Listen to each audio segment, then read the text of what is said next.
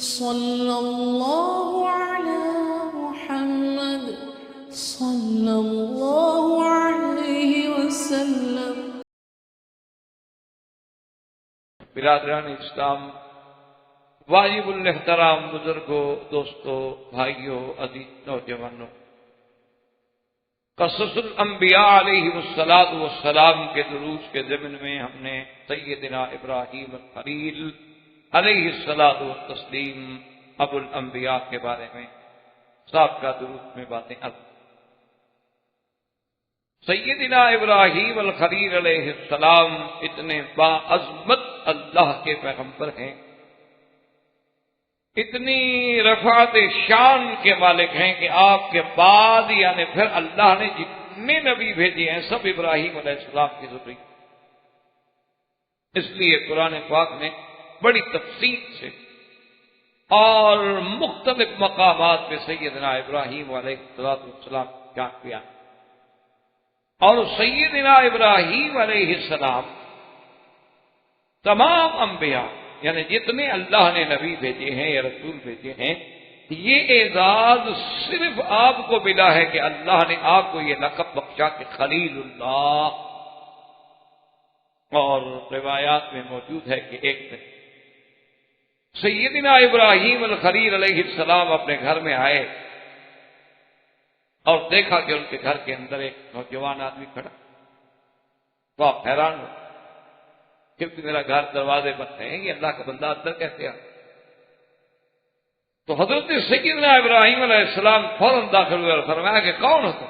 میرے گھر میں بغیر اذن کے، بغیر اجازت کے۔ انہوں نے کہا کہ آپ ناراض نہ ہوں، میں ملک الموت اللہ کا فرشتہ۔ فرمایا کیسے آنا ہوا؟ کاش اللہ نے مجھے بھیجا ہے کہ میں آپ کو یہ خوشخبری پہنچاؤں کہ آپ میرے خلیل ہیں، آپ خلیل اللہ۔ تو سیدنا ابراہیم علیہ السلام نے عرض کیا کہ میرے اللہ نے مجھے یہ مرتبہ اور یہ مقام دیا نہیں۔ دیکھو نا جی، آپ کہتے ہیں فلاں میرا دوست ہے، جس کو اللہ کہے کہ میرا دوست ہے، خلت کوئی یعنی آپ اندازہ کریں، کوئی ایسا لفظ نہیں ہے کہ جو ہر کسی کے لیے استعمال ہو جائے۔ یعنی سرکار دو عالم صلی اللہ علیہ وسلم اور سیدنا ابو بکر کا کتنا قرب ہے۔ یعنی آپ اندازہ فرمائیں کہ سب سے اول اسلام لانے والے، پھر حضور صلی اللہ علیہ وسلم کے سسر بھی ہیں، قرابت بھی ہے، پھر جس انسان نے اپنی ساری زندگی، اپنی جان، مال، اولاد، تن سب کچھ قربان کر دیا حضور پہ، لیکن حضور نے فرمایا کہ لو کنت متخذا خلیلا لاتخذت ابا بکر خلیلا ولکن صاحبکم خلیل اللہ، کہ اگر میں کسی کو خلیل بناتا اور یہ لقب دیتا تو پھر ابو بکر کو دیتا، لیکن اس کو بھی میں نہیں دیتا۔ دادا فرمائے کہ یہ مقام یعنی اگر میں کسی کو دیتا تو وہ تو مستحق سیدنا ابو بکر تھے، لیکن ان کو بھی میں نہیں دے سکتا، اس لیے کہ مجھے اللہ نے خلیل بنا لیا ہے، تو پھر ایک دل میں دو کی محبت نہیں جمع ہوتی۔ بھائی ایک وقت یہ نہیں ہو سکتا کہ آدمی اس کو بھی چاہے اور اس کو بھی چاہے، یہ بات تو سب سے بڑا شرف ہے کہ اللہ نے آپ کو خلیل اللہ کا لقب دیا۔ اور دوسرا سب سے بڑی شان یہ ہے ابراہیم علیہ السلام کی، جس کو اللہ نے قرآن میں فرمایا کہ وَإِبْرَاهِيمَ الَّذِي وَفَّى، کہ میرا ابراہیم بڑا وفا، یعنی ایک تو دوست ہے، پھر دوست بھی ایسا جو وفا پہ پورا اترنے والا۔ اور یہ بھی سیدنا ابراہیم الخلیل کے بارے میں اللہ نے فرمایا کہ ہم نے بڑا امتحان لیا، لیکن ابراہیم پورا۔ وَنَادَيْنَاهُ أَن يَا إِبْرَاهِيمُ قَدْ صَدَّقْتَ الرُّؤْيَا إِنَّا كَذَلِكَ نَجْزِي الْمُحْسِنِينَ۔ اللہ نے خود پکارا، فرمایا ابراہیم بس تمہارا خواب سچ، تو نے اپنا خواب سچا کر، ہم نے حکم دیا آپ نے بیٹے کو پیش کر۔ یہ تو ہماری حکمت تھی کہ ہم نے اسماعیل علیہ السلام کو ذبح نہیں ہونے دیا، ورنہ ابراہیم علیہ السلام نے تو کمی نہیں۔ یہ عظمت جو ہے یہ بھی ابراہیم علیہ السلام۔ اور اسی طرح یاد رکھیں کہ بہت ساری سنتیں ایسی ہیں جو ابراہیم علیہ السلام سے چلی۔ اول من اختتن، سب سے پہلے ختنہ جو ہے، جو مسلمانوں کی آج کل ایک شعار ہے، علامت ہے، تو ختنہ جو ہے سب سے پہلے ابراہیم علیہ السلام سے سنت شروع۔ اسی طرح کتابوں میں ہے کہ اول من لبس السروالا، سب سے پہلے سلوار جو ہے وہ بھی ابراہیم علیہ السلام نے پہنے، ورنہ آپ سے پہلے کسی نبی نے سلوار نہیں پہنی۔ اچھا، سرابیل میں یہ سب چیزیں آ جاتی ہیں، یعنی وہ پجامہ نما ہو، سادہ ہو، کیسا ہو، کچھ بھاری ہو، مقصد تو ہے کہ ورنہ رواج کیا تھا، الازار والرداء، کہ نیچے بھی چادر باندھتے تھے، اوپر قمیص پہن لیا یا اوپر بھی ایک چادر ڈال۔ سرکار دو عالم صلی اللہ علیہ وسلم نے بھی ساری زندگی جو ہے چادر باندھی، آپ نے ساری زندگی چادر باندھی ہے۔ اتنا روایات میں ملتا ہے کہ آپ نے سلوار خرید فرمائی اور اس کو پسند بھی فرمایا کہ بھئی بڑا اچھا لباس ہے کہ آدمی کا سطر محفوظ رہتا ہے، ورنہ چادر تو ہو سکتا ہے نہ لیٹنے میں کھل جائے، اب سلوار تو نہیں کھلتی۔ تو یہ سنت جو ہے یہ بھی سیدنا ابراہیم علیہ السلام، اور اسی طرح یہ بھی صحیح روایات میں موجود ہے کہ یہ جو اللہ نے یعنی دین فطرت کی نشانیوں میں یہ احکام رکھے ہیں کہ جن میں یعنی ختنہ ہے، اور اسی طرح اس کے بعد جو ہے ختنے کے بعد یہ ہے کہ استنجا ہے، یعنی غسل بالماء جو ہے پانی کے ساتھ استنجا کرنا جو ہے یہ بھی ابراہیم علیہ السلام سے ابتدا۔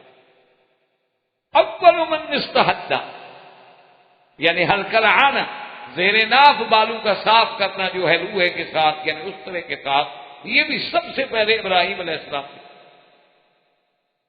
اسی طرح روایات میں موجود ہے کہ مزمزہ یعنی پانی منہ میں لے کے کلی کرنا، استنشاق ناک میں پانی لے کے ناک کو صاف کرنا، وتقلیم الاظافر ناخن کاٹنا، نطف الابط بالوں بغلوں کے بال صاف کرنا، یہ بھی سنت ابراہیم، یہ بھی سب سے پہلے سیدنا ابراہیم علیہ السلام۔ اور اسی طرح دیکھیں کہ آج تک اور قیامت تک انشاءاللہ جو اضحیہ ہے، قربانی ہے، یہ بھی سنت ابراہیم ہے کہ حضور پاک نے فرمایا، جب پوچھا گیا حضور ہم یہ جانور ذبح کریں، فرمایا حدیث سنت ابیکم ابراہیم، تمہارے ابا ابراہیم ہے، تو یہ بھی سیدنا ابراہیم ہے۔ اور اسی طرح یاد رکھیں کہ اللہ تبارک و تعالی نے ابراہیم علیہ السلام کو ہی یہ عظمت شان عطا فرمائی تھی کہ آپ کو اللہ نے قرآن میں فرمایا کہ ان ابراہیم کان امۃ قانتا للہ حنیفا، میرا ابراہیم تو اکیلا امت ہے، یعنی وہ ایک جماعت، امت بنا ایک جماعت، یعنی ایک امت ایک طرف اور ابراہیم اکیلا ہے۔ اللہ نے قرآن میں بھی یہ اعزاز بخشا، تو یہ بھی سیدنا ابراہیم علیہ السلام کو۔ اور اللہ تبارک و تعالی نے جہاں اولو العزم من الرسل کا ذکر کیا ہے، 5 پیغمبر ہیں اولو العزم، سارے نبی شان والے، لیکن ان سب میں 5 جو ہیں پھر وہ زیادہ عظمت والے، ان 5 میں سب سے افضل جو ہے سیدنا محمد رسول اللہ صلی اللہ علیہ وسلم ہے۔ تو ان 5 اولو العزم پیغمبروں میں بھی ابراہیم علیہ السلام۔ اور اسی طرح یہ بات بھی دیکھ رہے ہیں کہ اللہ تبارک و تعالی نے اپنے کعبے کا معمار جو ہے اور جس کا ذکر قرآن میں ہے وہ بھی صرف ابراہیم ہے، اور کسی کا ذکر اللہ نے قرآن میں نہیں کیا کہ فلاں نبی نے میرا کعبہ بنایا، حالانکہ حضور پاک صلی اللہ علیہ وسلم بھی بنائے کعبہ میں شریک ہوئے ہیں، لیکن ذکر آیا ہے تو ابراہیم و اسماعیل اور کسی پیغمبر پر۔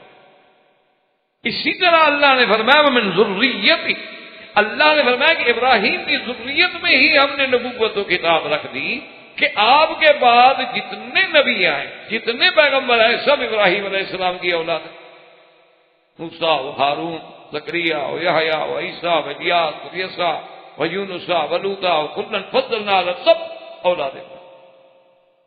تو یہ شرف جو ہے یہ بھی سیدنا ابراہیم ہے۔ اور اسی طرح حضور صلی اللہ علیہ وسلم نے فرمایا کہ جب قیامت والے دن ساری اللہ کی مخلوق کو اٹھایا جائے گا اور جب ہم اٹھیں گے تو حفاظن عراتن غرلا، یعنی بالکل اسی کیفیت میں ہوں گے جیسے بچہ ماں کے پیٹ سے پیدا ہوتا ہے، نہ کپڑا ہے، نہ پاؤں میں جوتا ہے، نہ سر پہ کوئی چیز ہے۔ تو فرمایا اول من یکسا، سب سے پہلے جس کو جنت کا لباس پہنایا جائے گا میرے ابا ابراہیم۔ حتیٰ کہ بعد روایات میں یہ بھی آتا ہے کہ صحابہ نے پوچھا کہ حضور آپ سے بھی پہلے؟ اب فرمایا ہاں مجھ سے بھی، کیونکہ اللہ کے راستے میں سب سے پہلے سیدنا ابراہیم علیہ السلام کے کپڑے اتار کے آگ میں ڈالا گیا۔ تو یہ شرف جو ہے کہ تمام انبیاء سے پہلے جنت کا لباس ملنا، یہ بھی سیدنا ابراہیم علیہ السلام۔ اور اسی طرح اللہ تبارک و تعالی کسی پیغمبر کا، یعنی آپ سارے نبیوں کی زندگی پہ نظر ڈالیں، ہمارے لیے تو سارے پیغمبر شان والے ہیں، ہمارا سب پہ ایمان ہے، ہم تو سب کو اللہ کا نبی اور اللہ کا رسول مانتے ہیں، عظمت والے، شان والے، اللہ نے ان کو نبوت اور رسالت کے لیے منتخب فرمایا۔ لیکن یہ ساری باتوں کے باوجود یہ شان صرف اللہ نے ابراہیم علیہ السلام کو دیا ہے کہ جب انہوں نے دعا مانگی نا کہ وَاجْعَلْ لِي لِسَانَ صِدْقٍ فِي الْآخِرِينَ، میرا اللہ میرا ذکر جو ہے وہ آخرین میں ان میں بھی باقی رہے۔ اللہ نے حکم دیا اپنے نبی پاک کو۔ صحابہ کہتے ہیں کہ اپنے حضور سے سوال کیا یا رسول اللہ صلی اللہ علیہ وسلم، ہم نے آپ پہ سلام پڑھنا تو سیکھ لیا ہے کہ السلام علیک ایھا النبی ورحمۃ اللہ وبرکاتہ وکیف الصلاۃ علیک یا رسول اللہ، ہم آپ پہ درود کیسے بھیجیں؟ آپ نے فرمایا فقولوا اللہم صل علی محمد وعلى آل محمد كما صليت على إبراهيم وعلى آل إبراهيم إنك حميد مجيد وبارك على محمد وعلى آل محمد كما باركت على إبراهيم وعلى آل إبراهيم إنك حميد مجيد۔ تو اللہ تبارک و تعالیٰ نے حضور پہ درود بھیجنے کے ضمن میں سیدنا ابراہیم کا ذکر کر کے آپ کا ذکر جو ہے قیامت تک زندہ کر دیا کہ جب تک قیامت تک مسلمان ہوں گے، نمازیں پڑھیں گے تو جہاں حضور کا نام آئے گا وہاں ابراہیم علیہ السلام کا نام دیا۔ یہ شرف کسی پیغمبر کہ کسی پیغمبر کا نام ہم نماز میں لیں۔ اور اسی سے آپ اندازہ فرما لیں کہ 1.26 ارب تقریباً مسلمان ہیں، چلو ان میں جتنوں کو بھی اللہ نے نماز نصیب کی ہوگی، پھر 5 وقت کی نمازیں ہیں، واجبات ہیں، سنت ہے، وتر ہے، تہجد ہے، اشراق ہے، نوافل ہے، تو ایک دن میں اندازہ کریں کہ کتنے کروڑ صلاۃ و سلام جو ہے میرے آقا پر اور خاص سیدنا ابراہیم پر۔ تو یہ عظمت شان جو ہے یہ بھی صرف سیدنا ابراہیم ہے۔ اور اسی طرح یاد رکھیں کہ کسی پیغمبر کے واقعے کو اتنی تفصیل سے بیان نہیں کیا گیا، اور اللہ تبارک و تعالیٰ نے ابراہیم علیہ السلام کا ایک ایک واقعہ، آپ کا مناظرہ، آپ کا قوم سے مقابلہ، آپ کا بتوں کو توڑنا، آپ کا نمرود سے ٹکرانا، آپ کا آگ میں ڈالا جانا، آپ کا آگ سے، یعنی کون سا واقعہ ہے جس کو اللہ نے قرآن میں کھول کے بیان کیا۔ اور حضور صلی اللہ علیہ وسلم سے جب پوچھا گیا کہ حضور کریم کون ہے، نے فرمایا اگر پوچھتے ہو تو الکریم ابن الکریم ابن الکریم ابن الکریم، وہ صرف کون ہے؟ وہ یوسف ہے کہ یوسف نبی ابن نبی ابن نبی ابن نبی، یوسف جو ہیں وہ بھی نبی ہے، یوسف علیہ السلام بھی نبی۔ اور اسی طرح دیکھیں کہ یعقوب علیہ السلام ان کے والد جو ہیں وہ بھی نبی، اور یعقوب علیہ السلام کے والد حضرت اسحاق وہ بھی نبی، اور حضرت اسحاق کے ابا ابراہیم الخلیل وہ بھی نبی۔ یعنی آپ حیران اندازہ کر سکتے ہیں کہ خود نبی، باپ نبی، دادا نبی، پر دادا نبی، اللہ نے گویا نبوت آپ کے گھر میں رکھ۔ یہ شان جو ہے یہ بھی سیدنا ابراہیم علیہ السلام۔ اور اسی طرح حضرت ابراہیم علیہ السلام کو اللہ نے صحف بھی عطا فرما، جس کا ذکر قرآن میں ہے، صحف ابراہیم وموسیٰ۔ اور حضور سے پوچھا گیا سرکار دو عالم صلی اللہ علیہ وسلم سے کہ ابراہیم علیہ السلام کے جو صحف ہے ان میں کیا؟ آپ نے فرمایا ان میں انصاف، مناجات، ان میں مثالیں تھیں کہ اللہ نے مثالیں دے دے کے سمجھایا، اور اس میں اتنی بڑی اتنی حکمت پہ مبنی امثلہ کا ذکر ہے کہ اگر آدمی وہ دیکھے تو انسان حیران ہو جاتا ہے کہ ابراہیم علیہ السلام کی اس دور کی نصائح جو ہے وہ آج بھی امت کے لیے ہدایت کا ذریعہ۔ تو یہ شرف جو ہے یہ بھی سیدنا ابراہیم علیہ السلام کو ملا۔ تو آپ نے ملک الموت سے پوچھا کہ اللہ نے جو مجھے خلیل بنایا تو کس میری نیکی کو اللہ نے قبول فرما دیا، کیونکہ یہ کوئی معمولی اعزاز تو نہیں ہوتا۔ تو ملک الموت نے کہا کہ اللہ فرماتے ہیں کہ میرا خلیل دینا تو جانتا ہے لیکن کسی کو لیتا۔ تو یہ اللہ کو آپ کی صفت اتنی پسند آ گئی، اتنی بھا گئی ہے کہ اللہ نے آپ کو خلیل، جیسے کہ ایک صحیح حدیث میں آتا ہے حضور پاک صلی اللہ علیہ وسلم نے فرمایا، آپ نے فرمایا بلال بھائی تم نے کون سا ایسا عمل کیا کہ میں نے جنت میں جب میں داخل ہوا تو جہاں بھی میں گیا خشخشت کا امامی، تیرے چلنے کی آواز میرے آگے آگے آ رہی، تو میرے آگے چل رہا تھا۔ بھائی اتنے مرتبے پہ تو کیسے پہنچ گیا؟ ویسے حضور کے آگے چلنا جو ہے چونکہ خادم ہے، خادم مخدوم کے آگے چلتے، تو لیکن حضور نے فرمایا کہ تمہیں یہ مرتبہ کیسے مل گیا؟ تو حضرت بلال نے عرض کیا کہ یا رسول اللہ صلی اللہ علیہ وسلم، میں نے اپنے اوپر لازم کیا ہوا ہے کہ جب بھی میں وضو کرتا ہوں تو فوراً 2 رکعت نماز پڑھتا ہوں تحیۃ الوضو، اور اپنے آپ کو وضو کے ساتھ رکھتا، کبھی بے وضو نہیں۔ اب یہی بات جو تھی وہ اللہ کو پسند آئی۔ اسی طرح یہ بھی شان یہ حضرت سیدنا ابراہیم الخلیل علیہ السلام ہے کہ حضور نے فرمایا کہ میں نے جنت میں دیکھا انی رائے تو کثرت، میں نے ایک کثرت ایک عظیم شان محل دیکھا، من لؤلؤۃ، سارے کا سارا موتیوں سے بنا ہوا، اینٹوں کے بجائے بھی موتی لگے ہوئے، اور موتی بھی ایسا ہے جس میں سوراخ تک بھی نہیں۔ میں نے دیکھا اور میں نے پوچھا کہ یہ عظیم شان قصر کس کا ہے؟ انہوں نے کہا یہ سیدنا ابراہیم خلیل علیہ السلام کے لیے اللہ۔ سیدنا ابراہیم خلیل علیہ السلام یعنی خلیل اللہ بھی ہیں، ابو الانبیاء والرسل بھی ہیں، اولو العزم من الرسل بھی ہیں۔ خلیل اللہ کے ساتھ اتنا بڑا اعزاز ملا ہے کہ ابراہیم الذی وفا، اور پھر اللہ نے آپ کو جو بھی حکم دیا اس کی تعمیل پوری کی۔ آپ حیران ہوں گے کہ آپ کو ختنے کا حکم کب ملا؟ جب آپ کی عمر 120 سال ہوگی، اتنی بڑی عمر میں حکم ہے، آج کوئی حکم ہے اللہ کے حکم کے بعد پھر پوچھنے کی یا انکار کرنے کی کیا تکلیف یا دیر کرنے کی کیا بات؟ تو یہ ساری عظمتیں جو ہیں سیدنا ابراہیم علیہ السلام، اور اسی کے ساتھ ساتھ علماء نے یہ بھی لکھا ہے کہ اگر ہم قرآن مجید کا مطالعہ کریں اور اللہ نصیب کرے تو ابراہیم علیہ السلام نے اللہ سے جتنی بھی دعائیں مانگی ہیں وہ ساری کی ساری اللہ نے منظور کر، کہ جب اپنے بچوں کو چھوڑا تو دعا مانگی وارزقہم من الثمرات، اللہ میرے بچوں کو یہاں کوئی آبادی نہیں، کچھ نہیں، ان کو پھلوں سے رزق عطا فرما۔ اللہ نے کیسے دعا منظور فرمائی کہ جب آپ کے ملک میں بھی پھل نہ ملے مکے میں ملتا ہے، یعنی وہ ملک جو زراعی ہے، وہ ملک جو باغات کے گڑھ سمجھے جاتے ہیں، جب وہاں بھی فروٹ ختم ہو جائے مکے میں موجود ہے۔ یجبا الیہ ثمرات کل شیء، اللہ فرماتے ہیں ساری کائنات کے پھل کھینچ کے ہم یہاں پہنچا۔ اسی طرح حضور صلی اللہ علیہ وسلم نے فرمایا کہ ابراہیم علیہ السلام نے دعا مانگی تھی کہ اللہم بارک لہم فی مائہم ولحمہم، یا اللہ مکے والوں کے پانی میں اور گوشت میں برکت عطا فرما۔ تو فرمایا کہ ہم اس وقت نہیں تھی، اس وقت گندم دانہ وغیرہ یہ چیزیں نہیں تھی، ورنہ ابراہیم ان کے لیے بھی شاید دعا فرما دیتے۔ لیکن دیکھ لیں اس لیے علماء نے لکھا ہے کہ جتنا گوشت یا جتنا پانی مکے میں ملتا ہے کہیں نہیں ملتا،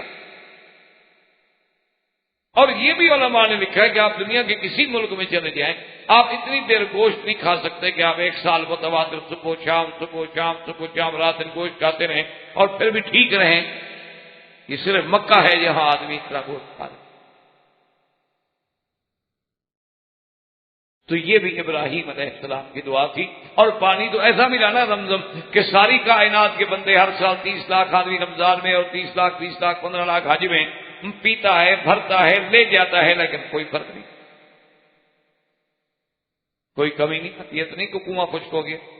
ہمارے لاہور میں یا آپ کے اور جو ہندوستان کے شہر ہیں دریاؤں کے کناروں پہ ہیں، وہاں بھی ایسے اوقات آ جاتے ہیں کہ کوئی اچھا خاصا اجتماع ہو جائے تو پانی کنویں میں نہیں ملتا.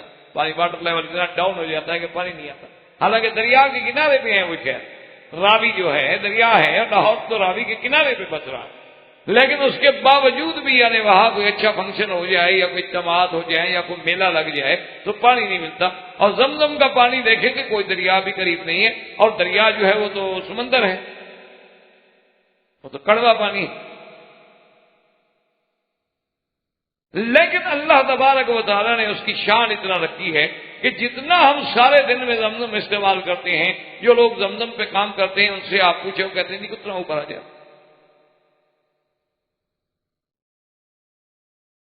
اور جب مکہ مکرمہ میں ایک دفعہ سیل آئی، بارشوں کا پانی آیا جس میں کعبہ شریف کے دروازے تک پانی پہنچ گیا تھا، اور بعض مقام پر حرم کے جو پنکھے چل رہے ہیں پنکھوں کو ٹکرا رہا تھا پانی.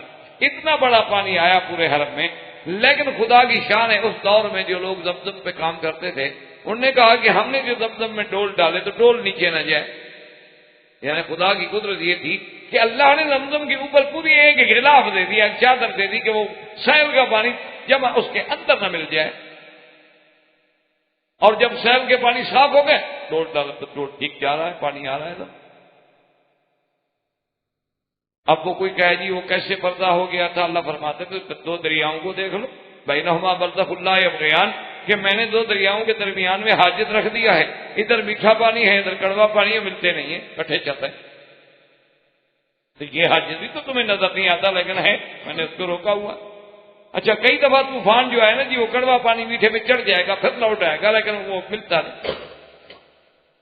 اب بھی بنگلہ دیش میں اراکان ہے، اسی طرح کیپ ٹاؤن جنوب افریقہ میں بھی مرج البحرین ہے، اور بھی کئی مقام ہیں جہاں مرج البحرین ہے، دو دریا مل رہے ہیں پانی نہیں ملتا. اچھا کشتی میں جائیں آپ غوطہ لگائیں ادھر سے ادھر چل جائیں ادھر سے ادھر چل جائیں کوئی رکاوٹ بھی نہیں، لیکن کون سی چیز ہے جو ان کو نہیں ملنے دے؟ تو ابراہیم علیہ السلام کی اللہ نے یہ دعا بھی پڑھی. اللہ نے جب ابراہیم علیہ السلام کو حکم دیا تھا تعمیر کعبہ کا، اور اس کے بعد آپ نے دعا کی تھی کہ ربنا تقبل منا، ہماری اس عمارت اس محنت اس بنانے کو قبول فرما. اللہ نے کیسا قبول، کیسی حد؟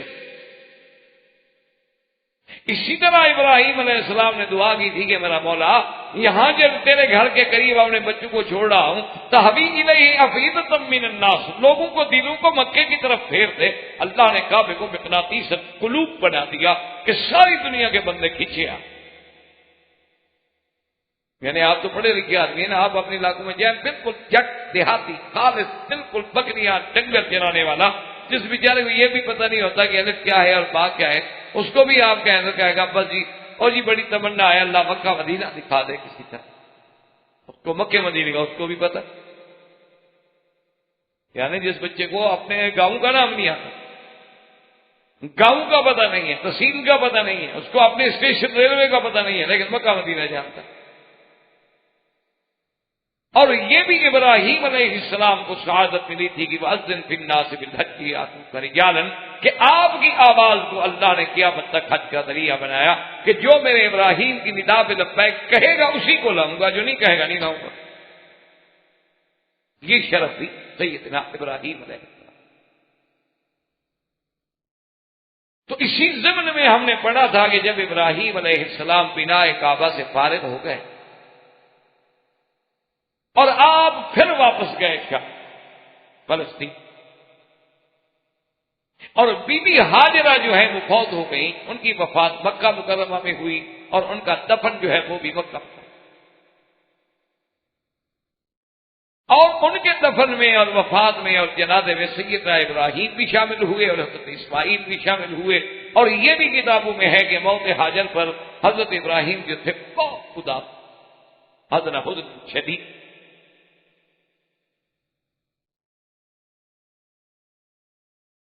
سیدنا ابراہیم علیہ السلام جب واپس گئے، بیوی حاجرہ فوت ہو گئی. اب آپ کی بیوی جو تھی بی بی سارہ، اور یاد رکھیں یہ بھی روایات میں اللہ نے فرمایا کہ ابراہیم اس کو سارہ نہ کہا کرو، سارہ، یعنی الف الف نہ ہو رہا آپ کے پاس، سین الف سا را الف را، سارہ، سارہ نہ سارہ، آگے ہا لگا پک.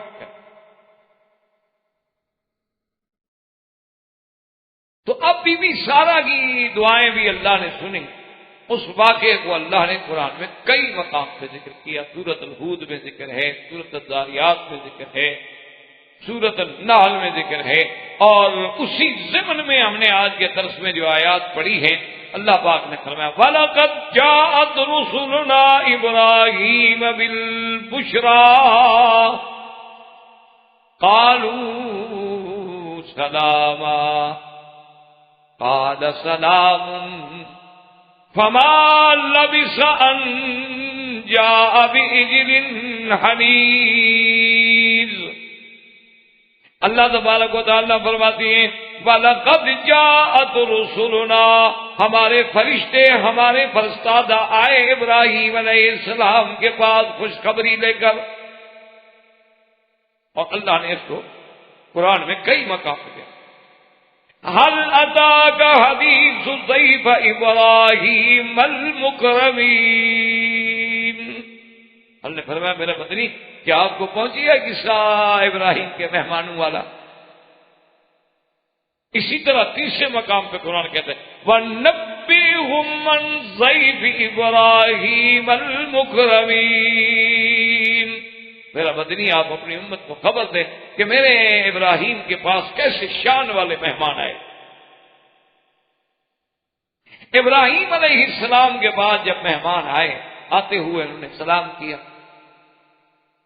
ابراہیم علیہ السلام نے سلام کا جواب دیا، اور ایک مقام پہ آتا ہے قال سلام قوم منکرون.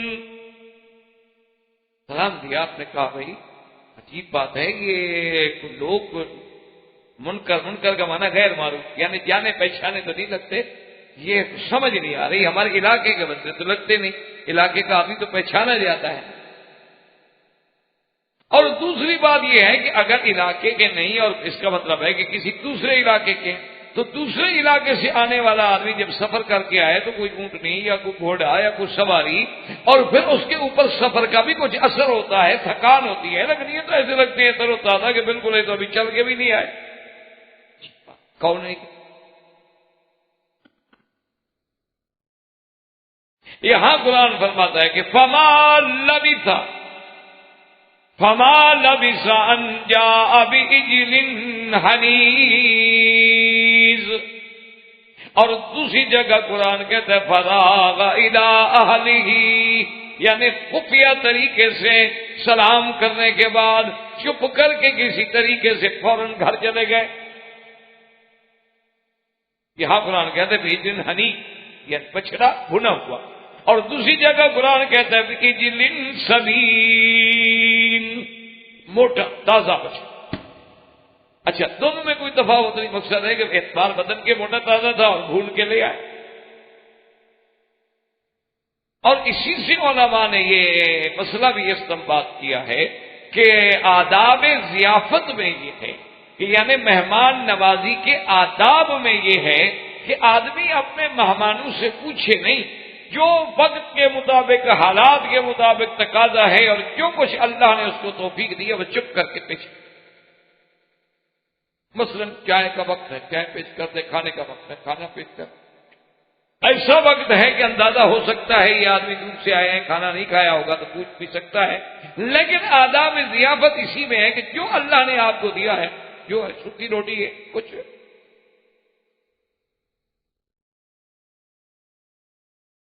یہ ضروری نہیں ہوتا کہ آپ اسراف کریں، تبذیر کریں اور دکھلاوے کے طور پر اپنے مہمانوں کے لیے جناب آپ خرچ کریں. جو اللہ نے دیا ہے، جو توفیق ہے فرق.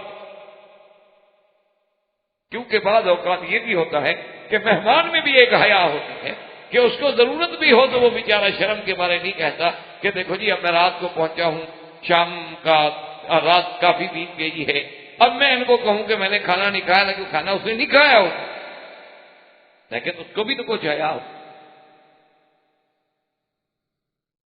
اس لیے حکم یہ ہے کہ بھئی جو کچھ اللہ توفیق دے وہ پیش کر۔ تو حضرت ابراہیم علیہ السلام بھی فوراً، اور اکرام ضیف یہ ہے کہ نبی تو نبی ہوتا ہے نا، لیکن مہمان ہے تو اس کے لیے آدمی کو اس کا اکرام کرنا۔ جب آ گئے آپ نے کھانا پیش کیا، یہاں قرآن نے نہیں بیان کیا، دوسری جگہ فَقَرَّبَهُ إِلَيْهِمْ، کھانا لائے سامنے رکھا اور وہ بیٹھے نہیں کھا۔ یہاں قرآن کہتا ہے فَلَمَّا رَأَىٰ أَيْدِيَهُمْ لَا تَصِلُ إِلَيْهِ نَكِرَهُمْ، جب ابراہیم علیہ السلام نے دیکھا کہ وہ ہاتھ بھی نہیں بڑھاتے کھانے کی طرف، یہ کیسے مہمان ہے؟ اور مہمان اگر ہے اور کھانا نہ کھائے تو عرب کے اندر یہ علامت تھی دشمن کہ بھئی اگر گھر میں آدمی آئے اور گھر والے کو چیز پیش کریں اور وہ نہ کھائے تو مقصد ہے یہ علامت تھی کہ ہاں یہ دوست نہیں دشمن۔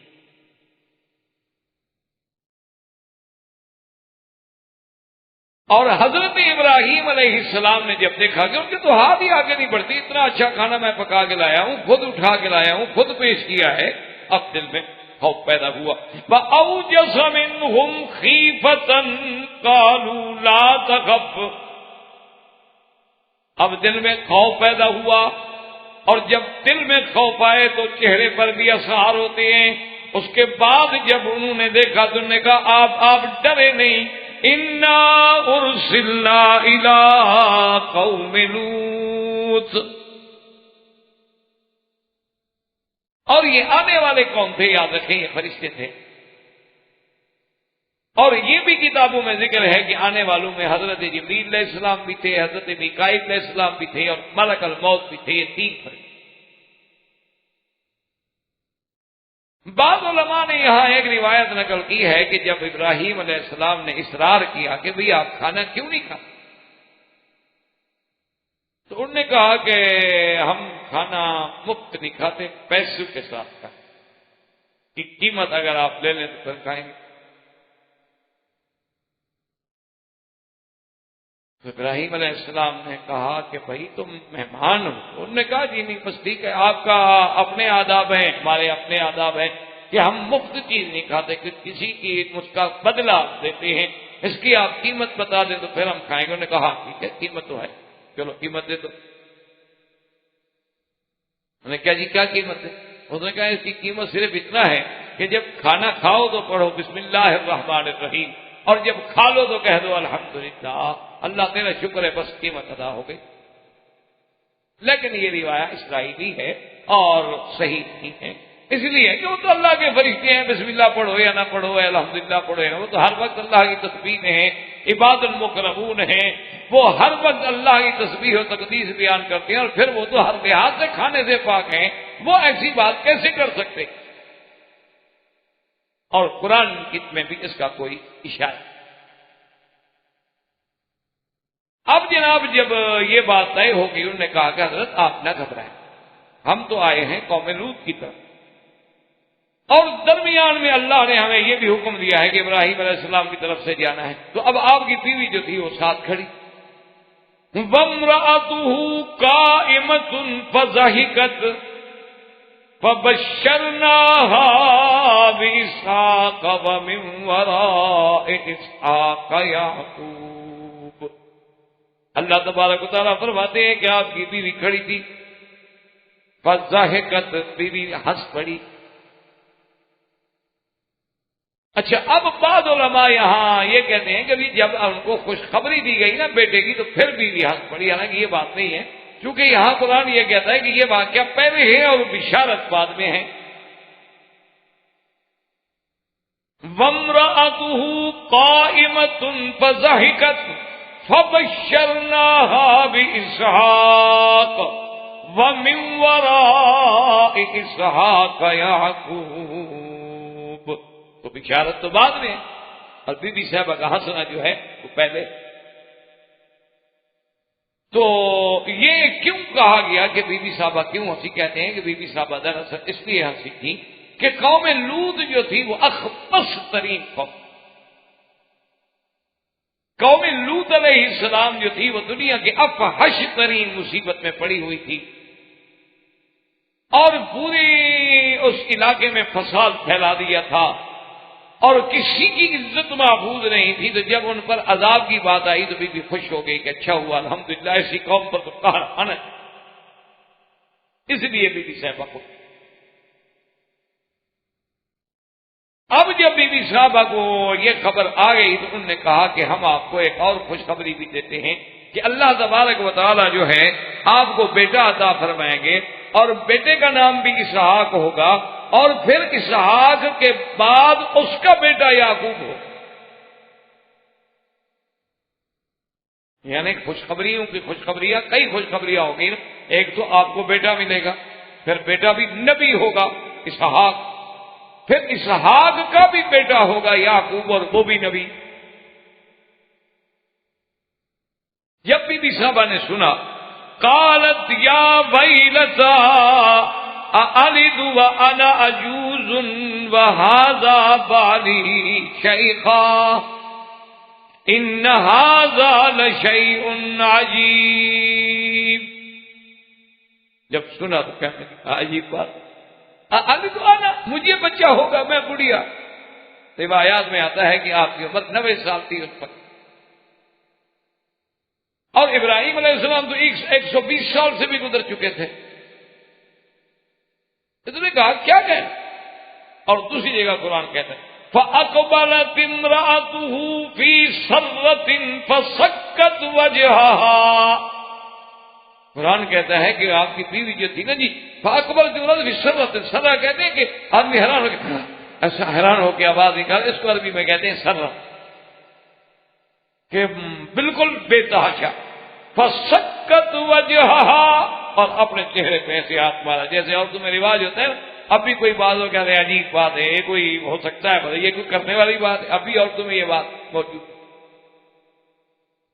یہاں ہے کہ آلد وانا عجوز، اور دوسری جگہ قرآن کہتا ہے کہ آپ نے فرمایا اور تہجد سے کہا کہ عجوز عقیم، کہ میں بوڑھی بھی ہوں، اور میں تو وہ عورت ہوں جس سے کبھی اولاد نہیں ہوئی، میں تو عقیم بھی ہوں۔ عقیم کہتے ہیں بانج، یعنی وہ عورتیں جس میں اولاد کے انجاب کی خصوصیت ہی نہیں۔ اب وہ جناب بی بی صاحبہ نے کہا جی کی بات ہے کہ یہ ہمیں بشارت دے رہے ہیں بیٹے کی، مجھے بیٹا ہوگا، اچھا چلو میں بھی بڑھیا، پھر میرا شوہر بھی دیکھو آدھا بالی شیخن، یہ مجھ سے بھی بوڑھا، کیونکہ جو شیخوخہ میں پہنچ چکے ہیں۔ پہلے جو ہے نا آدمی جنین ہوتا ہے، پھر صبی ہوتا ہے، پھر ولد ہوتا ہے، پھر مراہق ہوتا ہے، پھر غلام ہوتا ہے، پھر شاب ہوتا ہے، اس کے بعد شیخ ہوتا ہے۔ جب سن شیخوخہ میں پہنچ گیا تو بوڑھے آدمی سے کیا اولاد ہوگی بھائی؟ اور اس کے بعد بھی کہا ان ھذا لشیء عجیب، عجیب بات ہے۔ بہرحال آپ کہہ رہے ہیں قالوا اتعجبین من امر اللہ رحمت اللہ وبرکاتہ علیکم اہل البیت انہ حمید مجید۔ اللہ کے فرشتوں نے کہا کہ کس بات پہ تعجب کر رہے؟ اللہ کے حکم سے، اللہ کی رحمت ہو، اللہ کی برکتیں ہوں آپ کو، آپ تو نبی کا اہل بیت ہیں، اللہ کی قدرت پر وہ اس کی مرضی ہے، بڑھاپے میں دے دے، مرضی ہے جوانی میں دے دے، مرضی ہے نہ دے۔ یہب لمن یشاء اناثا ویہب لمن یشاء الذکور او یزوجہم ذکرانا واناثا وَيَجْعَلُ مَن يَشَاءُ عَقِيمًا۔ اللہ چاہے تو لڑکے دے، لڑکیاں دے، جوڑے دے، اور چاہے تو باز کر دے، کچھ بھی نہ دے۔ کتنے خوبصورت جوڑے ہوتے ہیں، جوان عورت ہے، جوان مرد، بچہ۔ اچھا کتنے آدمی دیکھو کہ بوڑھے ہیں اور اولاد ہے، کتنے آدمی ہیں بیمار ہیں، بعض مزمن امراض کے مریض ہیں لیکن اولاد ہے۔ اچھا بات لوگ دیکھیں کہ دولت کا حساب کتاب حد نہیں ان کی اولاد سے معلوم ہے. ایک وقت کی روٹی نہیں گھر میں اولاد کی لینے لگی ہوئی ہیں ماشاءاللہ. یہ اللہ کی شان، یہ اللہ کا نظام ہے، اس میں کون دخل ہے؟ اگر یہ دولت والوں کو اولاد ملتی پھر غریب کے پاس ہوتی ہی نا. پھر غریب کو تو یہ تو پیسے والے تو ماشاءاللہ بڑے حاصل ہوتے ہیں کہ غریب کو بچہ تھوڑا رکھنے دیتے. یہ اللہ کا نظام ہے، اس لیے انہوں نے کہا کیا تعجب کر رہے ہیں. اور اسی سے یہ مسئلہ بھی سمجھ لیں کہ یہ اللہ کا قرآن ہے. اور فرشتے کہہ رہے ہیں کہ رحمت اللہ وبرکاتہ علیکم اہل البیت. اور یہاں تو صرف ابراہیم کی بیوی ہے نا، اور تو کوئی ہے ہی نہیں. تو معلوم ہوا کہ اہل بیت اصل ہوتی ہی بیوی ہے. اسی لیے قرآن میں جہاں اہل بیت کا ذکر ہے اس سے مراد بھی ازواج نبی ہیں، نہ جیسے کہ شیعہ کہتے ہیں کہ بس اہل بیت پنجتن پاک ہے باقی کوئی اہل بیت نہیں. اب دیکھو نا یہاں تو قرآن ہے، کہنے والے فرشتے اور خطاب دے رہے ہیں اہل البیت. اور آگے کون ہے؟ فقط حضرت ابراہیم علیہ السلام کی بیوی ہے. تو معلوم ہوا کہ اصل اہل بیت کا اطلاق ہوتا ہی بیوی پہ ہے. بچے تو ویسے ہی شامل ہو جاتے ہیں، بچوں کو تو شامل کیا جاتا ہے. اسی لیے تو حضور نے دعا مانگی تھی کہ یا اللہ یہ میرے بچے جو میری چادر کے نیچے اللہم ہؤلاء اہل بیتی، یہ بھی میری اہل بیت. مطلب قرآن کی نص سے لفظ اہل بیت جو ہے اس کا اطلاق ہوتا ہی بیوی کا، کہ جیسے اللہ نے یہاں اللہ تبارک و تعالیٰ کے فرشتوں نے خوشخبری دی، اور اللہ نے اس خوشخبری کے عوض میں اسی بیوی سے یعنی بیوی سارا سے، خدا کی شان دیکھیں، یہ نہیں کہ کسی اور بیوی سے، بیوی سارا سے آپ کو اولاد دی. اور اولاد بھی کیسی؟ سیدنا اسحاق ہے. اچھا، اور اللہ نے اسی میں یہ اشارہ بھی فرما دیا تھا کہ من وراء اسحاق یعقوب، کہ اسحاق کے بعد ان کا بیٹا یعقوب بھی ہوگا. بی بی تم تو کہہ رہی ہو بوڑھی ہو، تم بچہ بھی جنو گی، پھر زندہ رہو گی، پھر تمہارے بچے کا بچہ ہوگا وہ بھی دیکھو گی، اس وقت بھی تم زندہ رہو. بوڑھی ہونے کا کیا مطلب ہے؟ یہ تو اللہ کے ہاتھ میں. اچھا، خدا کی شان ہے اب بھی یہاں ایسے لوگ ہیں جن کی عمر 100 سے زیادہ ہے اس ملک میں. اور ابھی چند دن قبل میں اخبار میں پڑھا تھا، پتہ نہیں اس کی عمر 96 سال تھی یا 100 تھی. انہوں نے کہا پتہ نہیں یہ میں کو 8ویں شادی کر رہا ہوں، پتہ نہیں کتنی شادی کر رہا ہوں. آپ نہ ڈریں بھائی، آپ کو ایک ہی کافی ہے کیا. تو یہ تو عربوں کی میں بات کر رہا ہوں جن کا یعنی مقصد ہے کہ عرب سے تعلق ہے. ویسے خدا کی قدرت ہے، یاد رکھیں عرب جو ہے یہ سامی نسل، سامی جو ہے نا اللہ نے ان میں یہ قوتیں زیادہ رکھی ہیں نسبت عامی کے اور نسبت یا.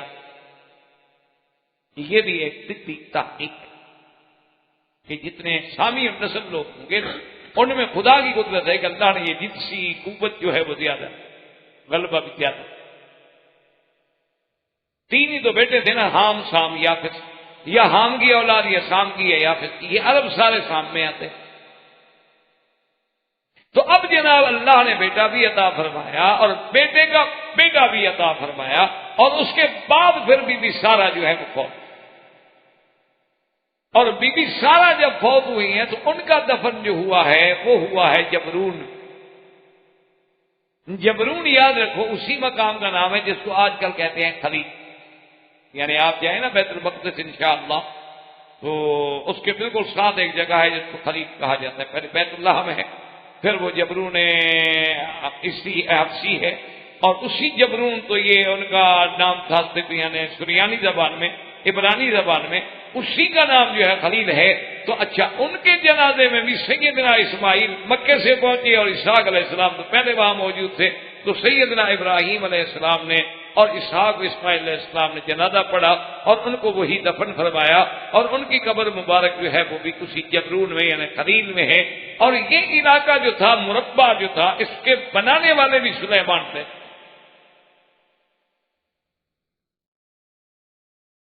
اس لیے علماء نے لکھا کہ یہ تعین تو نہیں کی جا سکتی کہ یہ جگہ ہے، یعنی وہ ایک علاقہ وہی ہے جیسے ایک مسجد کا قطعہ ہے، یعنی جگہ تو یہی ہے لیکن اس میں کون سی قبر ہے بی بی کی یہ تعین، لیکن قطعے کی تعین موجود۔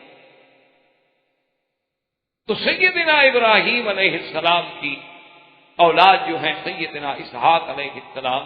اچھا اسی طرح ایک بات یاد رکھیں کہ بی بی ہاجرہ سے جو اولاد ہوئی وہ اسماعیل علیہ السلام۔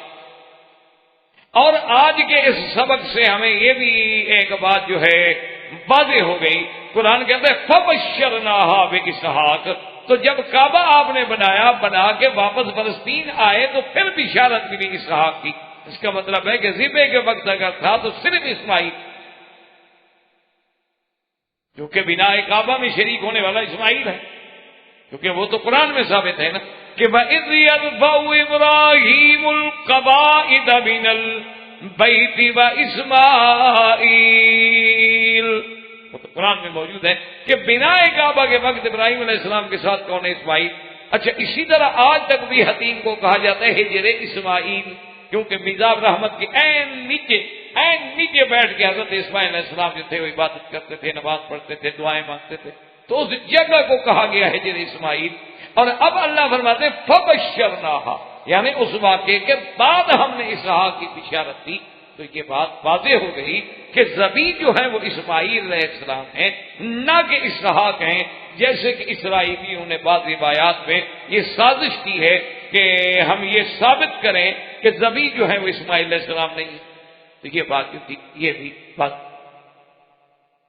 اب اسی کے ساتھ یہ بات بھی یاد رکھے کہ ابراہیم علیہ السلام جو تھے، آپ نے بی بی ہاجرہ سے شادی ہوئی، اس سے حضرت اسماعیل، بی بی سارہ سے اللہ نے حضرت اسحاق۔ اچھا بی بی سارہ جو ہے یہ حضرت ابراہیم کے خاندان، بی بی ہاجرہ جو ہے وہ اس بادشاہ نے دی تھی ہدیہ، اس کے بعد پھر حضرت ابراہیم علیہ السلام نے پھر بھی شادی کی، اس شادی سے بھی اللہ نے پھر آپ کو 5 یا 6 اولادیں عطا، یعنی بی بی ہاجرہ کے علاوہ بی بی سارہ کے علاوہ ایک بی بی تھی کنطورہ، ان سے بھی آپ نے شادی فرمائی ہے، اور ان سے بھی سیدنا ابراہیم علیہ السلام کی اولاد۔ اچھا اور اسی طرح قرآن مقدس میں آپ یہ دیکھ رہے ہیں کہ اللہ نے ابراہیم علیہ السلام کی صفت اسی صورت میں جو ہم نے آج پڑھی ہے، فرماتے کہ ان ابراہیم لحلیم اواہ منیب، میرا ابراہیم جو ہے بڑا حوص، میرا ابراہیم حلیم، حلم والا، حلم جو ہے بہت بڑی صفت۔ اچھا اللہ نے جو آپ کو 2 بیٹوں کی بشارت دی ہے، قرآن میں آپ پڑھیں گے ایک جگہ آتا ہے بشرناہ بغلام علیم، ہم نے علم والے بیٹے کی بشارت، اور ایک جگہ جو بشارت ہے آتا ہے بغلام حلیم، ہم نے علم والے بیٹے کی، یعنی علم والا بیٹا بھی اللہ نے ابراہیم علیہ السلام کو دیا، اور حلم والا بیٹا بھی اللہ نے ابراہیم علیہ۔ اور اسی طرح یہ بات بھی دیکھیں کہ حضرت ابراہیم علیہ السلام کے بعد آپ کا بیٹے اسحاق علیہ السلام کے بیٹے کون؟ یعقوب کون ہے؟ آپ کا دوسرا نام کیا؟ اسرائیل، یعنی آپ کا دوسرا نام جو تھا اسرائیل۔ تو بنو اسرائیل میں جتنے نبی آئے سب ذریت ابراہیم علیہ، اور سیدنا اسماعیل سے اللہ نے صرف ایک نبی، سیدنا اسماعیل کی ملک میں صرف ایک نبی بھیجے گئے، محمد الرسول اللہ صلی اللہ علیہ وسلم، جو خاتم الانبیاء والمرسلین۔ اور اس کے بعد اللہ نے فرمایا کہ ہم اسی سبط میں سے، اسی سبط قریش میں سے 12 خلفاء پیدا کریں گے قیامت تک، جو پوری دنیا میں عدل و انصاف سے اور پوری دنیا میں اللہ کے احکام سے اس دنیا کو بھر دیں گے۔ یعنی وہ شروع تو ہوں گے حضور کے خلاف خلفاء سے، اور قیامت تک آتے رہیں گے، کبھی کوئی 100 سال بعد آیا، کوئی 200 سال بعد آیا، کوئی 300 سال بعد آیا، کوئی ابھی بعد میں آئے گا جیسے مہدی آئیں گے، اسی طرح پھر بعد میں آخر میں حضرت عیسیٰ ابن مریم علیہ السلام اتریں گے۔ تو یہ عظمت جو ملی ہے یہ بھی صرف سیدنا ابراہیم علیہ السلام کو اللہ تبارک و تعالیٰ نے عطا۔ اب اسی طرح دیکھیں گے جب ابراہیم علیہ السلام کی وفات کا وقت آئے تو ابراہیم علیہ السلام کی عمر مبارک جو ہے وہ 175 سال، اچھا اللہ کی شان دیکھو، اسحاق علیہ السلام پہ جب وفات آئی ان کی عمر بھی 175 سال. یہ قدرت کے اتفاقات ہوتے. اسی طرح اگر آپ دیکھیں گے نا تو سرکار دو جہاں کی عمر اور ابو بکر کی عمر ایک ہے. اور اسی طرح اتفاقات دیکھیں گے جیسے علماء نے لکھا ہے کہ اللہ کی شان ہے کہ جہاں سے کسی کی مٹی اٹھتی ہے نا تو اسی جگہ وہ دفن ہوتا ہے. تو معلوم ہوتا ہے کہ میرے محبوب کی اور صدیق کی مٹی بھی ایک جگہ سے اٹھائی گئی روضہ مبارک سے، کہ وہی جا کے پھر دونوں کو اللہ نے جمع فرمایا. تو اسی طرح جب حضرت سیدنا ابراہیم الخلیل علیہ السلام کی وفات ہوئی ہے تو آپ کی عمر جو تھی وہ 175 سال تھی. اور سیدنا ابراہیم علیہ السلام کی تدفین میں بھی آپ کے بیٹے تھے، کیونکہ بیٹے بھی نبی تھے. اور آپ کے جنازے کے بعد، آپ کی تکفین کے بعد، آپ کو بھی اسی حبرون میں جس کو آج خلیل کے نام سے پکارا جاتا ہے وہاں سیدنا ابراہیم علیہ السلام کو دفن کیا گیا. اللہ تبارک و تعالی نے یہ مقام بھی کہ آپ بھی نبی تھے اور آپ پر جنازہ پڑھنے والے بھی اور پڑھانے والے بھی اللہ کے نبی اور بیٹے بھی. تو سیدنا ابراہیم علیہ السلام کی وفات جو ہے وہ بھی وہی حبرون میں ہوئی اور آپ کا دفن جو ہے وہ بھی حبرون میں ہوا. اور اس کے بعد جو ہے جو آج کے درس میں ہم نے قرآن کی آیات کی تلاوت کی ہے، اس کے بعد اللہ تبارک و تعالیٰ کے پیغمبروں نے جب ابراہیم علیہ السلام سے ساری تفصیل ہو گئی، بات ہو گئی، فلما ذهب عن ابراہیم الرعب وجاءته البشرى یجادلنا فی قوم لوط، انہوں نے کہا کہ جی ہم لوط علیہ السلام کے پاس جا رہے ہیں اور قوم لوط کے لیے جو اللہ کا فیصلہ ہے اس کو پورا کرنا ہے. تو اب انشاءاللہ اگر اللہ نے زندہ رکھا تو آئندہ درس میں ہم سیدنا لوط علیہ السلام کا قصہ جو ہے وہ پڑھیں گے اور سیدنا ابراہیم علیہ السلام کا قصہ جو اللہ نے ہمیں توفیق دی اپنے کم علمی کے باعث اور جتنی اللہ کو منظور تھا اتنا ہم بیان کر سکے. وآخر دعوانا الحمدللہ رب العالمین. برادران اسلام، واجب الاحترام بزرگوں، دوستوں، بھائیوں، عزیز نوجوان،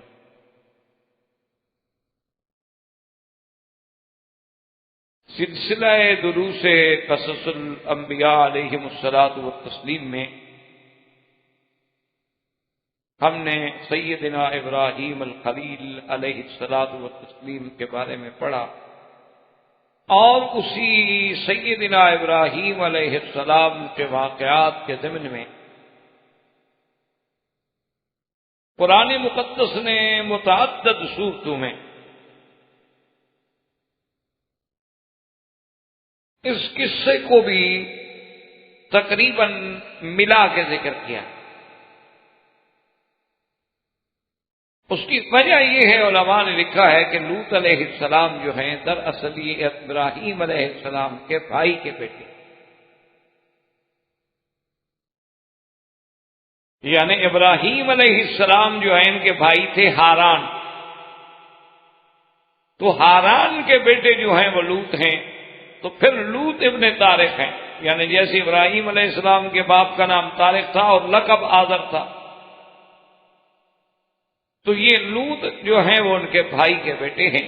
تو اس لیے ایک بڑا قریبی تعلق. اور اسی طرح ہمیں یہ بھی روایات کتب سابقہ سے یہ بات ملتی ہے کہ لوط علیہ السلام جو ہیں وہ بھی دراصل یعنی طارق کے گھر میں، آذر کے گھر میں ہی پرورش پائی اور ابراہیم علیہ السلام اور وہ اکٹھے رہے. ایک تو بھائی کے بیٹے ہیں اور پھر زیادہ قرب بھی ہے کہ ایک گھر میں پرورش ہو. اور ابراہیم علیہ السلام پر جب آزمائشوں کے پہاڑ ٹوٹے، جب سیدنا ابراہیم الخلیل علیہ السلام پر دور ابتلا آیا اور آپ کو اس وقت کی مقتدر قوتوں نے آگ میں ڈالا، تو حضرت لوط علیہ السلام کے سامنے یہ سارا واقعہ گزرا. دراصل یہ قصے جو ہیں قرآن پاک میں یہ مقام ہیں مواعظ کے، عبر کے، کہ انسان ان کو پڑھ کے عبرت حاصل یہ دیکھیں کہ وقت کی ہمیشہ سرمایہ دار قوتیں جو ہیں یا مقتدرہ قوتیں جو ہیں وہ ہمیشہ اہل حق کے خلاف ہیں. حضرت نوح علیہ السلام کے زمانے سے لے کر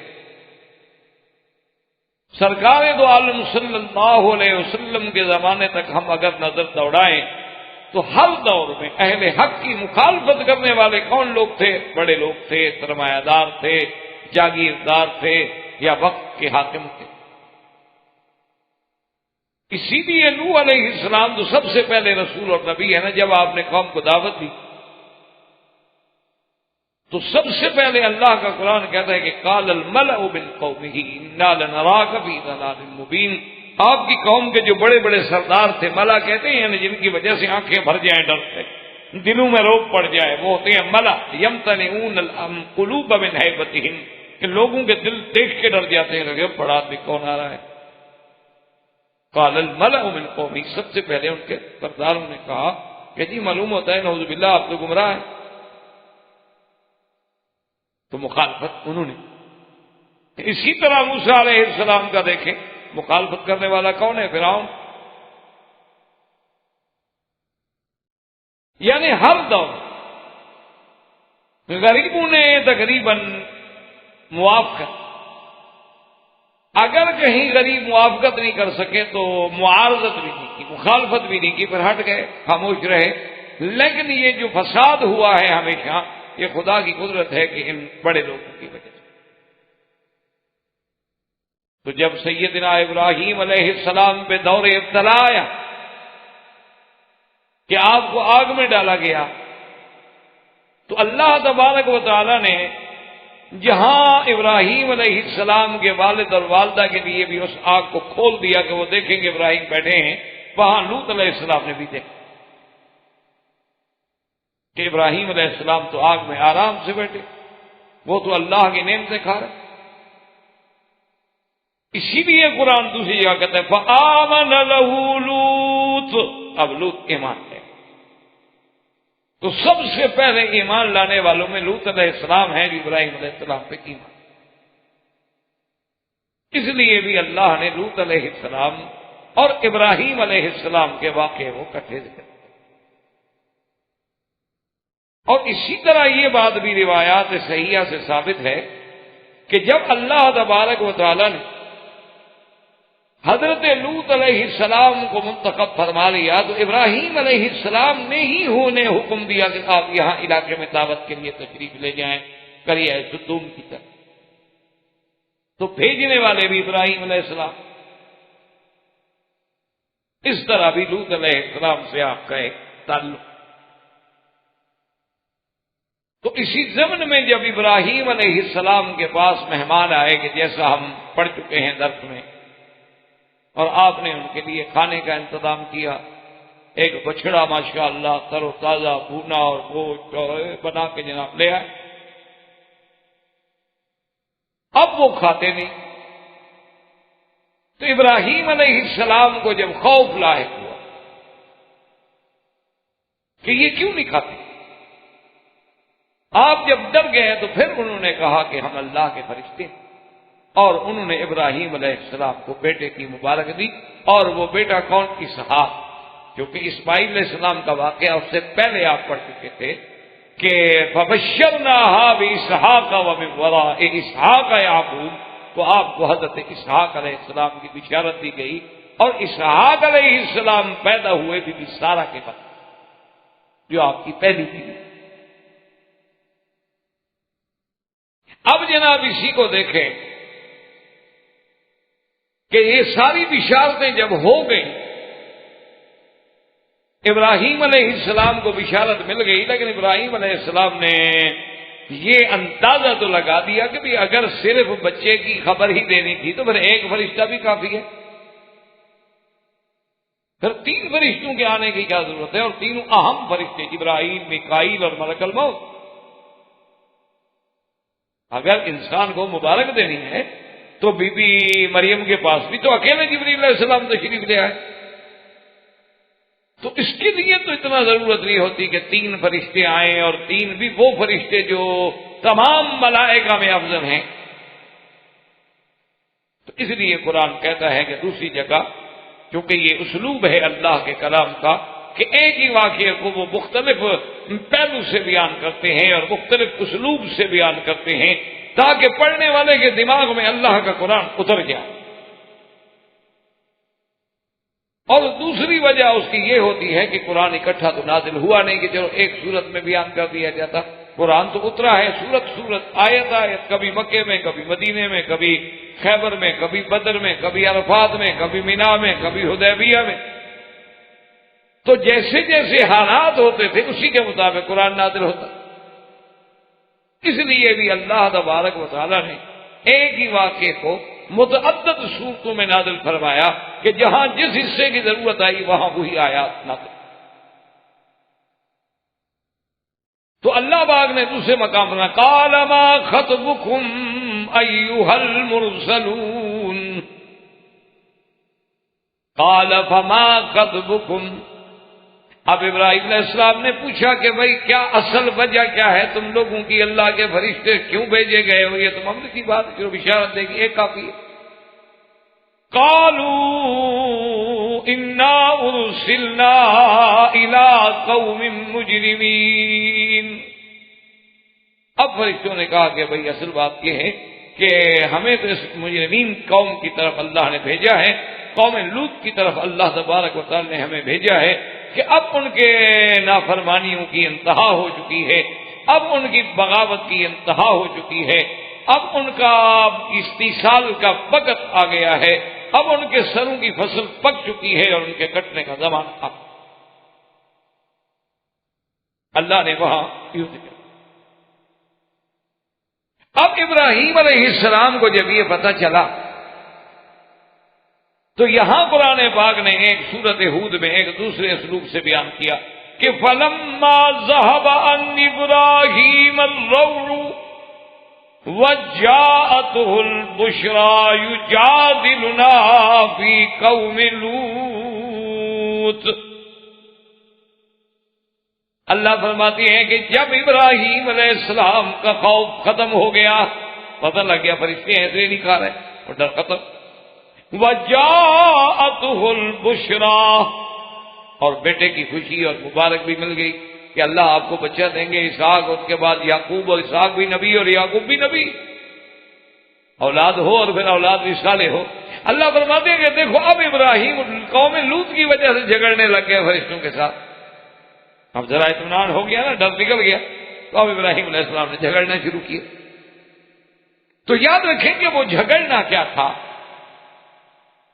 وہ اصل میں روایات میں یہ آتا ہے کہ ابراہیم علیہ السلام نے فرشتوں سے پوچھا کہ بھائی ایک بات تو بتاؤ، ٹھیک ہے تم جا رہے ہو قوم لوط کو ہلاک کر رہے،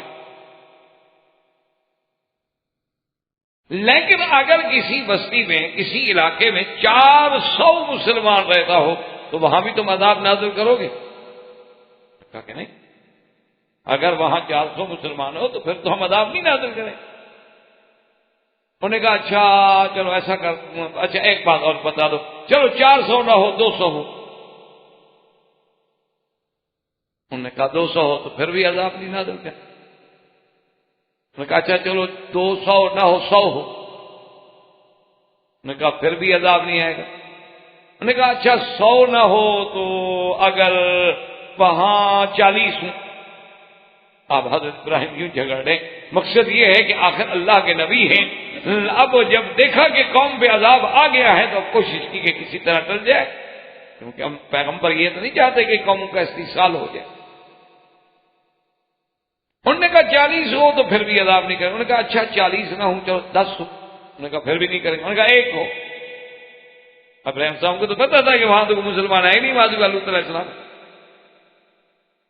کیونکہ خدا کی شان یہ ہے کہ یعنی پوری قوم لوط میں کوئی بندہ اسلام نہیں لے آیا لوط علیہ السلام پہ، ماں سوا 2 لڑکیوں کے، اپنی بیوی بھی مسلمان نہیں ہوئی. اسی لیے میرے آقا نے حدیث مبارک میں آتا ہے صلی اللہ علیہ وسلم نے، سرکار دو جہاں نے فرمایا کہ قیامت والے دن بعض نبی ایسے بھی ہوں گے جن کے ساتھ کوئی یعنی ایک بندہ بھی نہیں، بعض نبی ایسے بھی ہوں گے جن کے ساتھ 2 اور 4 آدمی ہوں. تو اس لیے ہمیشہ یاد رکھا کریں، اسی لیے علماء حق نے قرآن و سنت کی روشنی میں فرمایا ہے کہ مجمع زیادہ ہونا، بھیڑ زیادہ ہونا، عدد زیادہ ہونا کو حقانیت کی دلیل نہیں ہوتی، یہ کوئی دلیل نہیں ہے۔ ویسے بھی اللہ کی شان ہے، آپ دیکھیں نا جی کہ گلاب کا پھول ہو تو پھول تو ایک ہوگا، کانٹے 18 ساتھ لگے۔ اسی لیے آپ دیکھیں کہ جب پانی آتا ہے تو اس کے اوپر جتنا گند اور جتنا چھوٹی موٹی تنکے اور چیزیں اور ایسی ساری اس کے اوپر چڑھی ہوئی ہوتی، تو یہ کوئی دلیل نہیں ہوتی کہ اگر ایک طرف مثلا ہم کہیں کہ دیکھو جی بلاد اروپا ہے اور یورپ اور امریکہ ہے اور ماسکو ہے اور رشیا ہے اور ہر جگہ کفر ہے کفر ہے، یہ کوئی دلیل نہیں ہے، چاہے ساری دنیا میں ایک مسلمان ہو، یہ تو کوئی ضروری نہیں ہے کہ اگر ہم زیادہ، ہاں یہ ایک الگ بات ہوتی ہے کہ اب ہم مسلمان ہیں الحمدللہ، پھر کسی مسئلے پر جمہور ایک طرف ہے تو ان کا وزن ہوتا ہے، لیکن جہاں کفر اور اسلام کی بات ہے کہنا مسلمان، اللہ کے نبی کے ذمہ دعوت ہے، اگر کوئی مسلمان ہو گیا الحمدللہ، نہیں ہوا تو نبی کا تو اس میں کوئی ذمہ نہیں، ان علیک الا البلاغ، آپ کی ذمہ داری ہے کہ حق پہنچا دو۔ تو انہوں نے کہا کہ اگر ایک بھی ہونا پھر بھی ہم عذاب نہیں کریں گے، لیکن قرآن کہتے ہیں ہم نے کہا ابراہیم علیہ السلام بات، یا ابراہیم اعرض عن ھذا انہ قد جاء امر ربک وانہم آتیہم عذاب غیر مردود۔ انہوں نے کہا ابراہیم اب جانے دیں، آپ چھوڑیں اس بحث کو، ان کا وقت آ چکا ہے، اللہ کے عذاب کا فیصلہ ہو گیا، اب اللہ کے عذاب کو کوئی ٹال نہیں سکتا، اب بحث کا کیا ہے۔ باقی دوسری جگہ قرآن پھر بیان کرتا ہے کہ باقی تمہیں خوف ہے کہ وہاں حضرت لوط علیہ السلام ہے، جیسے قرآن کہتا ہے کہ حضرت ابراہیم نے پھر کہا ان فیہا لوطا، کہ خدا کے بندے وہاں لوط ہے تو عذاب کیسے کرو، قالوا نحن اعلم بمن فیہا، فرشتوں نے کہا ہمیں پتہ ہے کہ اس بستی میں کون کون مسلمان ہیں، ہم اللہ کے حکم سے پہلے ان کو نکالیں گے پھر عذاب ہوگا۔ اس لیے ہمیشہ یاد رکھیں کہ یہ اللہ تبارک و تعالیٰ کی حکمت تھی، اللہ کی رحمت تھی کہ اگر کسی بستی میں ایمان والے ہوں تو کبھی ان کی وجہ سے بھی عذاب چل جائے۔ اسی کے ضمن میں حدیث مبارک میں موجود ہے کہ اللہ تبارک و تعالیٰ کے نبی کے صحابہ کبھی کبھی حیران ہوتے کہ ہم پر اتنے ظلم و ستم کے پہاڑ ٹوٹ رہے ہیں لیکن مکے والوں پہ کوئی عذاب نہیں نازل ہوتا۔ اللہ نے فرمایا وما کان اللہ لیعذبہم وانت فیہم، محمد مدنی صلی اللہ علیہ وسلم ہم ان پہ کیسے عذاب اتاریں، آپ جو ان کے اندر بیٹھے ہوئے آپ جائیں پھر دیکھیں کیسے ہم ان کو ٹھیک کرتے، آپ ہیں تو پھر ہم عذاب نہیں کرتے۔ اسی طرح قرآن کہتا ہے کہ ہم وہاں بھی عذاب نہیں کرتے جب ہم سے کوئی بخشش مانگنے والے ہوں، اور اسی طرح قرآن کا یہ فیصلہ ہے، اللہ کا فیصلہ ہے، فرمایا وما كنا معذبین حتی نبعث رسولا، ہم کسی بستی کو برباد نہیں کرتے، ہلاک نہیں کرتے جب تک اپنا پیغمبر نہ بھیجیں، جب تک نبی نہ بھیجیں یا نبی کا خلیفہ یا عالم نہ بھیجیں، ان کو حق بات پہنچا نہ دی جائے، ان کو اتمام حجت نہ کر دیا جائے، ایسے نہیں اللہ کسی کو پکڑ دیتے۔ اسی لیے میرے آقا سرکار دو عالم سیدنا محمد رسول اللہ صلی اللہ علیہ وسلم اپنے صحابہ کو وصیت فرماتے تھے کہ جب تم جنگ کے لیے جا رہے ہو تو خیال رکھنا لا تغیروا، ایسے نہیں جا کے شب خون مار دو کسی بستی پر، بلکہ انتظار کرنا، فاذا سمعتم النداء، اگر تمہیں اذان کی آواز آ جائے فلا تغیروها، حملہ نہ کرنا، جو اس کا مطلب ہے اندر مسلمان ہے،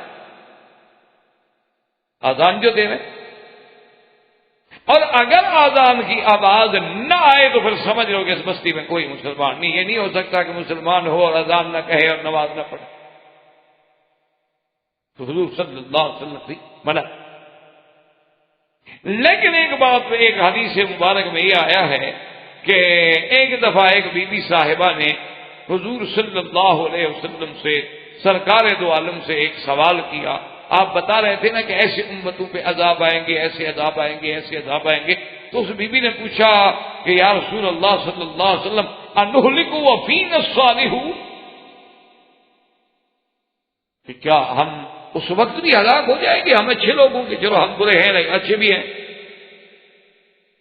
حضور نے فرمایا کہ ہاں، اذا کثر فیکم الخبث، کہ جب بے حیائی بڑھ جائے گی، جب برائی بڑھ جائے گی تو پھر اللہ کے عذاب آ جاتے ہیں، پھر اللہ پاک عذاب کر دیتے ہیں، اس میں اچھے بھی رگڑے جاتے ہیں اور برے بھی رگڑے جاتے ہیں۔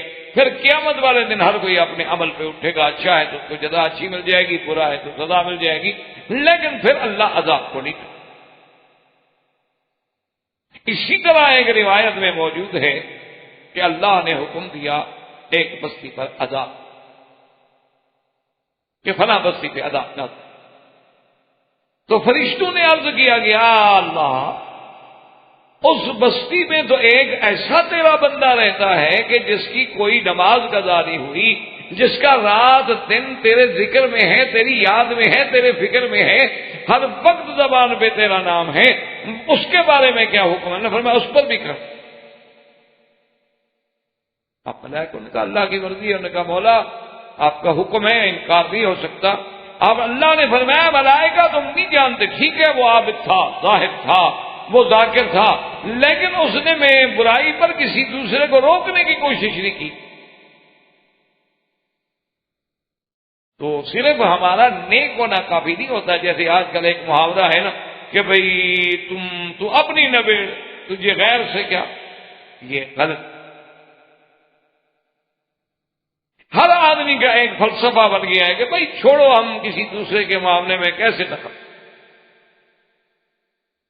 لیکن جی آزادی ہے اور ہر آدمی کو حق ہے اور ٹھیک ہے وہ جانے ان کا کام جانے، یہ بات اللہ کے رسول اور اسلام کے فلسفے کے خلاف۔ ایک آدمی آگ میں جل رہا ہے، آپ اس کو بچانے کی کوشش بھی نہ کریں، آزادی ہے جانے دو۔ ایک آدمی آپ کے سامنے اگر آگ میں جا رہا ہے، آپ کا فرض ہے کہ پکڑیں آپ اس کو۔ ایک آدمی آپ کے سامنے مکان سے کھڑے ہو کے چھلانگ لگانا چاہتا ہے، خودکشی کرنا چاہتا ہے، آپ کہتے ہیں کہ آزادی ہے، کیوں ہم دخل دیں، جانے دو۔ یہ کون سی آزادی ہے؟ تو جو لوگ اللہ اور اللہ کے رسول سے جنگ کر رہے ہیں، اللہ کے رسول کی مخالفت کر رہے ہیں، وہ جہنم کی آگ میں اپنے آپ کو ڈال رہے ہیں، ان کو آپ جہنم سے بچانے کی کوشش کیوں نہیں کرتے؟ یہ کیا بات ہے؟ اسی لیے اسلام کا یہ فلسفہ ہے کہ ہمارا ہر بندہ جو ہے کنتم خیر امۃ اخرجت للناس تأمرون بالمعروف وتنہون عن المنکر، کہ ہمارا ہر بندہ بھلائی کا حکم کرے اور برائی سے روکے، اور جب تک یہ فضا نہ بنے اس وقت تک کام بھی نہیں ہو۔ یہ قاعدہ۔ تو اس لیے ہمیشہ یاد رکھیں کہ جتنے بھی اللہ تبارک و تعالیٰ کے احکام آئے اور تو اس کے لیے یہ ضروری ہے، لازمی ہے کہ آپ جتنا مرضی آئے کر لیں، لیکن شرط یہ ہے کہ احکام پہ چلنا ہوگا، ورنہ اللہ کا عذاب آئے تو سب کو اپنی لپیٹ میں لے۔ اچھا، اس کے بارے میں میرے آقا نے سرکار دو عالم صلی اللہ علیہ وسلم نے کس قدر یعنی عظیم مثال بیان فرمائی ہے، عظیم مثال بیان فرمائی۔ آپ نے فرمایا کہ اگر آپ ایک کشتی میں سوار ہیں اور کشتی کے دو حصے ہیں، دو خانے ہیں، کچھ لوگ اوپر ہیں، کچھ لوگ نیچے ہیں۔ اگر نیچے والوں کا یہ مزاج بن جائے کہ بھی ہم اس کشتی میں سوراخ کر کے نیچے سے پانی لے لیتے ہیں، ادھر سے جانا پڑتا ہے، ادھر جاؤ اور کنارے پہ کھڑے ہو اور ڈول ڈالو اور پھر پانی نکالو، تو بڑا آسان ہے کہ ہم یہاں تختہ توڑ کے تھوڑا سا یہاں سے سوراخ کر کے ہر آدمی اپنا ڈول بھر لے گا۔ اگر اللہ کے نبی نے فرمایا کہ تم ان کا ہاتھ نہ پکڑو اور وہ سوراخ کرنے اور پانی اندر بھر جائے جو تم اوپر رہ رہے ہو، تو تمہارا کیا حال ہوگا؟ اگر تم اوپر بیٹھے رہو گے جی ہم تو دور ہیں، ہمیں تو کچھ نہیں ہو رہا،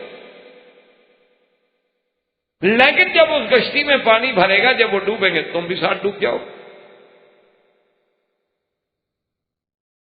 اسی لیے اللہ تبارک و تعالیٰ کی شان ہے کہ اللہ تبارک و تعالیٰ اپنے بندہ یعنی اس کا اگر ایک بندہ بھی اللہ کی یاد کرنے والا ہے تو پہلے یہ تھا اس کی وجہ سے بھی عذاب نہیں ہے۔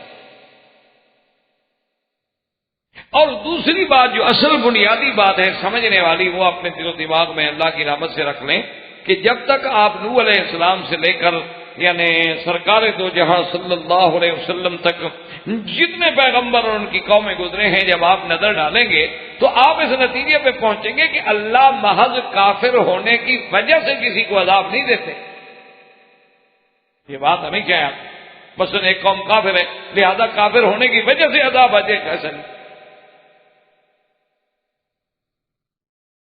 کیونکہ اللہ فرماتے ہیں ہم نے تو دونوں راستے بتلا دیے ہیں، یہ ایمان کا ہے یہ کفر کا ہے، جو چاہو اختیار کر، پھر عذاب کیا ہوتا؟ کافروں کو بھی عذاب اس وقت ملتا جب کفر کے ساتھ وہ مجرمانہ کارروائیوں میں پڑ جاتے، پھر اللہ کے عذاب آتے۔ ورنہ کافر ہے ٹھیک ہے، مانے گا اس کا بھلا ہے، نہیں مانے گا اس کا نقصان ہے، ایمان لے آئے گا تو دنیا و آخرت کی بھلائی ہے، اور ایمان نہیں لے آئے گا تو دنیا و آخرت میں خرابی ہے، تو اس کے علاوہ جو ہے وہ آپ کچھ بھی نہیں کر سکتے۔